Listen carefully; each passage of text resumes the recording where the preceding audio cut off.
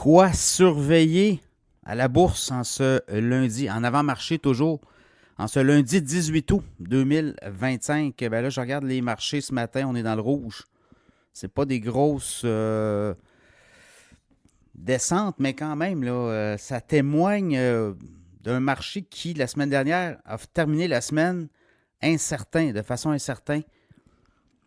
Et là, ben, ce qu'on voit, c'est ça qui se poursuit. Pourquoi? Ben, parce que la semaine dernière, on a atteint encore des sommets. On a eu une semaine dans le vert.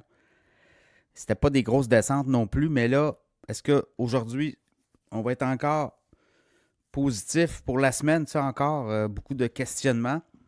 Parce que ça va prendre un élan. Et là, l'élan, c'est quoi? La semaine dernière, c'est surtout les baisses de taux attendues de la Fed, mais c'est juste au 17 septembre, la prochaine rencontre. Là, cette semaine, on a des banquiers centraux de toutes les banques centrales qui se réunissent à Jackson Hole, au Wyoming, aux États-Unis.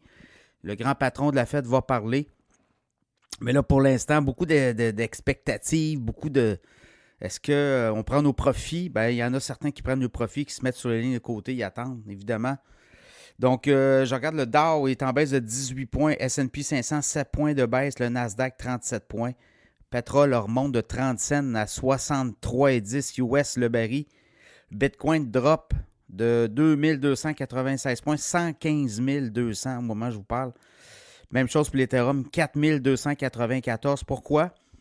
Ben, il y en a qui prennent le profit. Dans les cryptos, la semaine dernière, on a eu du 124 500, imaginez. Bitcoin, dans l'espace de 2-3 jours, baisse de quasiment 10 000 $. Même chose pour l'Ethereum. Tu es allé chercher les 4 700, à peu près, on est à 4 294. Donc, on pourrait encore descendre un peu plus bas. Et peut-être là assister à un retour. L'or, 3346 monte de 12,50 $ au moment où je vous parle. Du côté du Hang Seng, Hong Kong, 93 points dans le rouge. Ça baisse. La semaine dernière, vendredi, ça avait baissé aussi. Stock 600, l'Europe, 552,72. En fait, 552, c'est l'indice. Baisse de pas tout à fait un point au moment où je vous parle. Et là, ben, si on regarde ce qu'il a surveillé aujourd'hui, ben, Zelensky, Trump rencontre à la Maison-Blanche. Est-ce que ça va brasser autant que la dernière fois où M. Zelensky s'est fait varloper par Trump, par J.D. Vance et l'équipe autour? On dit qu'il y aurait des politiciens européens aussi qui seraient autour, dont Macron, Premier ministre de l'Angleterre aussi, pourrait être autour. Est-ce qu'on va avoir une rencontre de tous ces gens-là dans le bureau ovale? Ça serait surprenant. On dit que ça serait une rencontre one-on-one entre Trump et Zelensky en privé. Je ne sais pas si on va se rendre au bureau ovale avec les caméras. Là, encore là, ça va dépendre. Mais ça avait donné tout un spectacle. Et là, ce qu'on comprend, c'est qu'il pourrait y avoir peut-être une rencontre avec tous les gens de l'Europe, en fait, les hauts dirigeants européens qui accompagneront Zelensky à la Maison-Blanche. Question de ne pas le laisser seul avec Trump et son entourage.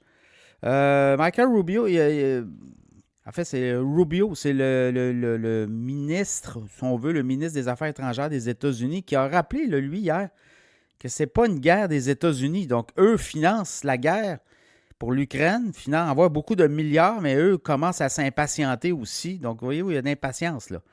Notamment de la part des Américains qui voudraient que ce conflit-là prenne fin.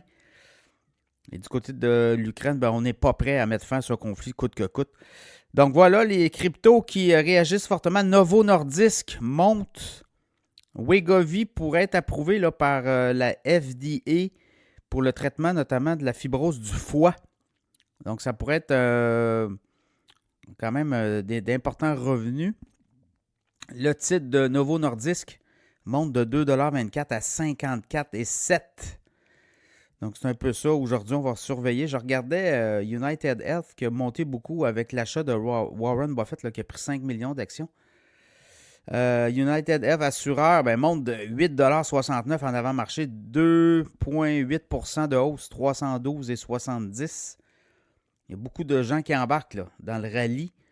United Health qui avait été plombé au cours des dernières semaines. Le titre, je vous le rappelle, en mois d'avril, était à 585 $ le 16 avril.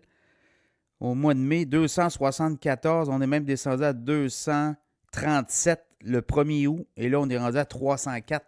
307, 312 en avant-marché. Donc voilà, c'est un peu ça. On va surveiller tout ça aujourd'hui. Il y a beaucoup de géopolitique. On va avoir des résultats financiers. Je pense que du côté américain, on va avoir des détaillants, là. On va avoir les Home Depot de ce monde, les Lowe's. On va avoir Walmart, je pense, puis Target. Donc, on pourrait voir là, l'état du commerce au détail aussi. Donc, voilà, c'est cette semaine, est-ce que ça passe, ça casse? Je pense pas, non, mais on va peut-être avoir volatilité extrême. Ça sera à suivre.